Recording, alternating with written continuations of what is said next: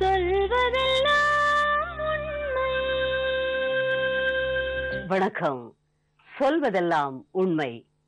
நம்ம சமூகத்துல ஒரு ஆணும் பெண்ணும் காதலிச்சு கல்யாணம் பண்ணி அதுக்கப்புறம் சந்திக்கக்கூடிய பிரச்சனைகள் 1000 இருக்கு.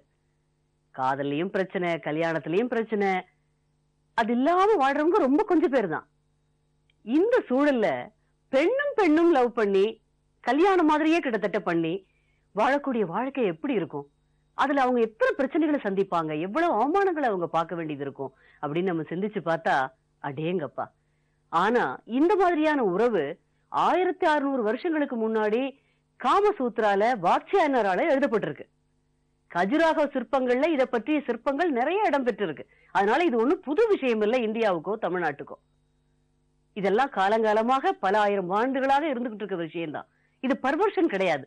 சமூகத்தோட பார்வையில இது பர்வர்ட்டடா தெரியுது, வித்தியாசமா தெரியுது. அவங்க புறக்கணிக்கப்பட்டவங்களா, ஒதுக்கப்பட்டவங்களா, வேறுபட்டவங்களா நமக்கு தெரியறாங்க.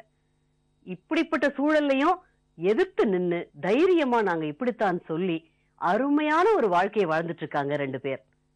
லெஸ்பியன் என்று சொல்லப்படுகிற 2 பெண்கள். அவர்களுக்கு இடையில் இருக்கும் ஆழமான அன்பு, அதை பத்தி எல்லாம் நம்ம நிகழ்ச்சியில இன்னைக்கு நம்ம பார்க்க போறோம்.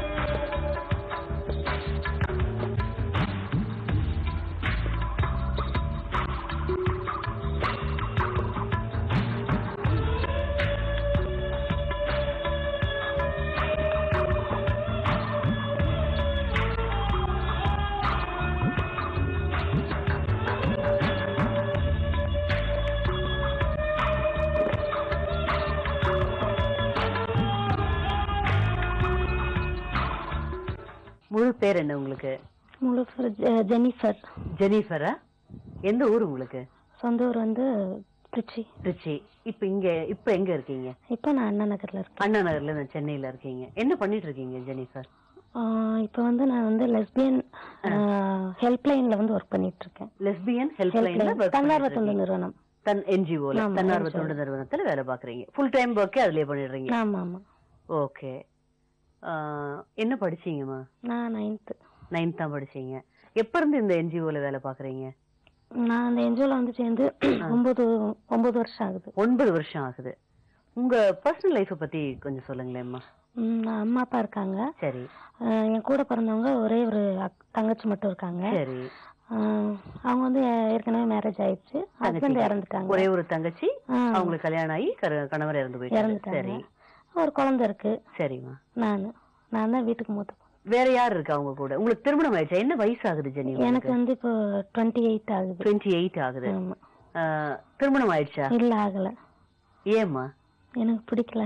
ஏன் பிடிக்கலம்மா? ஏன் பிடிக்கல அப்படின்னா, என்னோட சின்ன வயசுல இருந்தே வந்து நான் வந்து கல்யாணம் வேணாம் அப்படின்னு எனக்கு 13 வயசு இருக்கிறப்பவே வந்து ஒரு பொண்ணை தான் லைக் பண்ணிட்டு இருந்தேன். ஓஹோ.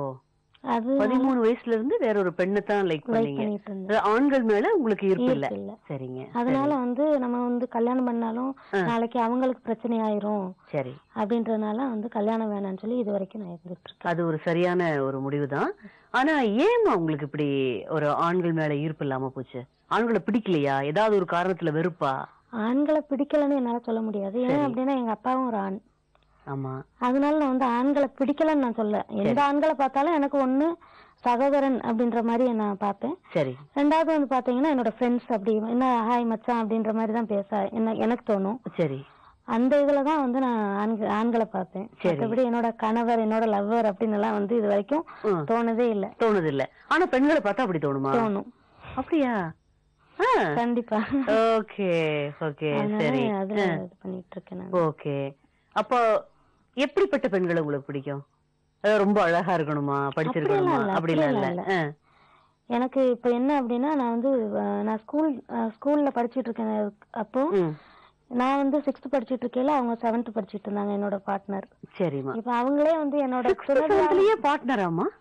இல்ல பார்ட்னர்னா எனக்கு பிடிக்கும் அவங்கள. அப்பவே அந்த ரிலேஷன்ஷிப்ல அது வந்து நல்லா நாளடைவுல வந்து பாத்தீங்கன்னா ஒரு நான் வயசுக்கு வந்ததுக்கு அப்புறம் அதுக்கப்புறம் அவங்க வயசுக்கு வந்தாங்க. அந்த இதுல வந்து பாத்தீங்கன்னா அது எனக்கு கொஞ்சம் அப்படி ஒத்து போச்சு. எதுக்கு நம்ம மத்தவங்க கிட்ட வந்து அந்த இது காமிக்கணும், நம்ம ஃப்ரெண்ட்ஸ் தானே, என்னோட ஃப்ரெண்டு அவகிட்ட நம்ம அதை சொல்லலாம் அப்படிங்கல நான் வந்து ப்ரொபோஸ் பண்ணேன். 13 வயசு ஏஜ் அட்டன் பண்ணதுக்கு அப்புறம். அந்த பொண்ணுக்கு என்ன வயசுமா? அவளுக்கு வந்து இப்ப 30 வயசு ஆகுது. ஓஹோ, இப்ப இல்ல அப்போ நீங்க 13 வயசுல அத ப்ரொபோஸ் பண்ணீங்க. அவங்களுக்கு வந்து 14 வயசு 15 வயசு இருக்கும். உங்களோட பெரியவங்க அவங்க. சரி. நான் வந்து சொன்ன இந்த மாதிரி எனக்கு உன் மேல எனக்கு இந்த மாதிரி ஒரு ஆசை இருக்கு அப்படின்னு. அதுக்கப்புறம் வந்து ஃபர்ஸ்ட் கொஞ்சம் அப்படியே குழப்பமா இருந்தாங்க. அதுக்கப்புறம் முதல்ல அவங்க வந்து இந்த மாதிரியான ஈர்ப்பு உள்ளவங்க இல்லையா? நீங்க சொன்னதுக்கு அப்புறம் தான் அவங்களுக்கு அந்த இது வந்து. நான் சொன்னேன். அதுக்கப்புறம் வந்து அவங்க ஏற்கனவே நான் எப்படி எனக்கு இருந்தது அவங்ககிட்ட விளையாடையில அந்த மாதிரி எல்லாம் இருந்துச்சு. நான் வந்து சொல்ல எனக்கு கஷ்டமா இருந்தது, வெக்கமா இருந்ததுன்னு சொல்லி சொன்னாங்க. நான் வந்து என்னோட இதுல நான் வந்து நான் டக்குன்னு சொல்லிட்டேன். ஏன் அப்படின்னா நான் வந்து ஒரு ஆண் அந்த தன்மை இருக்கிறதுனால நான் வந்து சொன்னேன். சரிம்மா. ஓ, நீங்க ஒரு ஆணா உங்களை பாவிச்சுக்கிறீங்க, அதனால நீங்க ஃபர்ஸ்ட் நீங்க தான் ப்ரொபோஸ் பண்ற மாதிரி நார்மலா சொல்ற மாதிரி. அதான்மா எனக்கு இந்த இடத்துல நீங்க வந்து ஆண் உடைய உணர்வு இருக்குன்னு சொன்னீங்க. தவறா நினைச்சுக்காதீங்க. பெண்ணுக்குரிய அந்த உடல் கூறுகள் அதுல எதுவும் உங்களுக்கு பிரச்சனை இருக்கா? எனக்கு அதுல எதுவும் நார்மலான பியூபர்ட்டி அதெல்லாம் ஒன்னும் ப்ராப்ளம் இல்ல. ஒரு நார்மல் பெண் தான் நீங்க. மனதளவுல தான் இந்த மாற்றம் இருக்கு. ஆமா. அது வந்து உடம்பு பாதிக்கிறது இல்ல. எந்த உடம்ப பாதிக்கல, மனசதான் பாதிச்சிட்டு இருக்கு. மனச பாதிக்குது. அது என்ன விதமான பாதிப்பு அப்படின்னு பாத்தீங்கன்னா ஒரு ஒரு இடத்துல வந்து ஒரு பெண்களுக்கு வந்து ஏதாவது ஒரு வன்முறையோ இல்ல எது நடக்குது அப்படின்னா டக்குன்னு எடுத்தோடனே எனக்கு கோவம் தான் வரும். அந்த இடத்துல ஆண் மாதிரி அடிச்சுன்னு எப்படி நீ வந்து கிண்டல் பண்ணுவேன்ற மாதிரி எனக்கு கோவம் வரும். அந்த இடத்துல நம்ம வந்து இந்த மாதிரி பெண்ணோட அந்த உடல் பாவனை இருக்கிறதுனால என்னால வந்து கண்ட்ரோல் பண்ணிக்கிறேன் நான் அந்த இடத்துல. எதுக்கு நம்ம எதுவும் பண்ண முடியல. ஒரு ஆண் மாதிரி உங்க கோபத்தை இயலாமை இருக்குங்கிறீங்க. அதுதான் எனக்கு அங்க ப்ராப்ளமா இருக்கு. மத்தபடி எந்த பிரச்சனையும் இல்ல.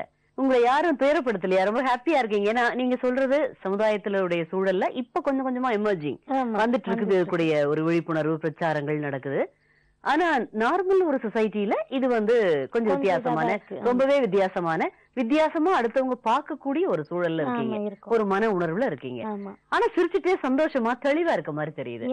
என் குடும்பம் சொல்லுங்க. ஏன் தெளிவா இருக்கேன் அப்படின்னு சொல்லி நீங்க தெளிவா இருக்கீங்க அப்படின்னு எனக்கு அது நீங்க கேட்டதே பெரிய விஷயம். ஒரு சிலர்லாம் வந்து சொல்லியிருக்காங்க, ஒரு பெண் சமுதாயத்துல இருக்கவங்களே சொல்லியிருக்காங்க, எப்படி நீங்க 2 பேரும் இப்படி இருக்கீங்க அப்படின்ட்டு.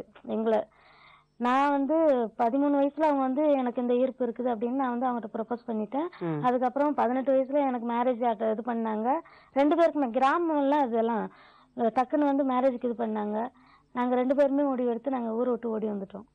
வீட்டுல சொல்லாமே ஓடி வந்துட்டீங்களா? ஆமா. ஓ, தெரியாம வந்துட்டீங்க. தெரியாம. எந்த வயசுல வந்தீங்க? 18 வயசு. எனக்கு 18 வயசு, அவங்களுக்கு 19 20 வயசு இருக்கும். 19 20 வயசு இருக்கும். ஏதாவது வேலையை வச்சுட்டு இருந்தீங்களா? படிச்சு 9வது படிச்சீங்க? 9வது படிச்சுட்டு அப்படியே நிப்பாட்டிட்டீங்க. அவங்க என்ன படிச்சாங்க? அவங்க வந்து 10th முடிச்சிருக்காங்க. ஓகே. 2 பேருக்குமே ஒரு வேலை இல்லாம நாங்க இருந்துட்டு இருந்தோம். கிளம்பி வந்துட்டீங்க. எப்படி வாழ்ந்தீங்க? வாழ்ந்துட்டு இருக்கீங்க. அதுக்கப்புறம் வந்து இப்போ யார நம்பி வந்தீங்க? இங்க யாரையும் நம்பியில, ஊரை விட்டு வந்தோம். அதுக்கப்புறம் வந்து இங்க வந்து ஃப்ரெண்ட்ஸ் பிடிச்சோம். பக்கத்துல நாங்க வந்து வீடு கேட்கறதுக்கு அந்த மாதிரி நாங்க வேற இடத்துல வந்து அந்த இடத்துல வந்து நமக்கு ஒரு சின்ன ஒரு பொய் பேசணுவாங்க. நாங்க அந்த மாதிரி ஒரு கம்பெனில வேலை செய்யறோம், நான் பேர் சொல்ல விரும்பல, கம்பெனில வேலை செய்யறோம், எங்களுக்கு வந்து வீடு வேணும் அப்படின்னு. அவளும் நகை போட்டிருந்தா, நானும் நகை போட்டிருந்தோம். அதை வச்சு நாங்க வீடு பிடிச்சோம். அப்படி ஒரு 10 நாள் இருக்கையில வந்து ஒரு வேலையை தேடிட்டேன் நானு. ஃபர்ஸ்ட் அவங்கள வந்து நான் வேலைக்கு அனுப்பணும்னு நான் விரும்பல. ஓ, நீங்க ஒரு ஆண், அதனால நீங்க வந்து அவங்கள புரியுது. அதனால வந்து நான் வந்து ஃபர்ஸ்ட் நான் என்னோட இதான் தேடிட்டேன், வேலையை தேடிட்டேன். சரி சரி. எரா கம்பெனில வந்து நான் ஏற்கனவே வந்து நான் எரா கம்பெனில சும்மா ஒரு இதாதான் பண்ணிட்டு இருந்தேன். அதுக்கப்புறம் அங்க இருந்து கத்துக்கிட்டாத சென்னை வந்து ஒரு வேலை கத்துக்கிட்டு. ஆமா, வேலையை நான் செஞ்சுட்டு இருந்தேன். 4000 குடும்பம் நடத்துற அளவுக்கு 4000 கொடுத்தாங்க எனக்கு நான் வந்த டைம். சரி அது சரி எனக்கு போதுமானதா இருந்தது. சரி. அதுக்கப்புறம் நாங்க அப்படியே இருந்துட்டு இருந்தோம். இப்ப திருப்பி வந்து அவங்களே வந்து நானும் வரேன், நம்ம கொஞ்சம் காசெல்லாம் சேர்த்து வச்சாதான் நாளைக்கு நம்மள வந்து யாருன்னா மதிப்பாங்க சரி. அப்படின்னு அவங்களும் என் கூட வந்து ஜாயின் பண்ணிட்டாங்க. ரொம்ப சரியான முடிவு. ஆமா அது சரி. இப்போ இப்போ சரிம்மா, நீங்க 2 பேரும் கிளம்பி வந்துட்டீங்க, இங்க வந்து ஓரளவுக்கு செட்டில் ஆயிட்டீங்க. குடும்பம் உங்களை தேடலையா? அவங்க 2 குடும்பமும் எப்படி அப்படியே விட்டுட்டாங்களா பெண் குழந்தைய? கொண்டுட்டு போயிருக்க மாட்டாங்க? எங்க வீட்டுல வந்து என்ன எங்க அம்மா வந்து தேடி கண்டுபிடிச்சிட்டாங்க. எங்க வீட்டுல என்ன கண்டுபிடிச்சிட்டாங்க. அதுக்கப்புறம் எனக்கு மனசு கேட்கல, அம்மா வந்து அழுகுறாங்களே சொல்லுங்க அப்படின்னு, நம்ம வீட்டுக்கு மூத்த பொண்ணு அழுகுறாங்களே அப்படின்னு எனக்கு மனசு கேட்காம நாங்க 2 பேருமே பேசி முடிவெடுத்து நான் அம்மாட்ட நான் சொல்லிட போறேன், என்னோட இதுதான், என்னோட சூழ்நிலை வந்து இதுதான் அப்படின்னு நான் சொல்ல போறேன்னா, ஒரு என்னைக்கா இருந்தாலும் ஒரு தாய் வந்து நம்ம சொல்றதை ஏத்துக்குவாங்க. அதே தகப்பன் வந்து ஏத்துக்குவாங்களான்றது எனக்கு தெரியல இது வரைக்கும்.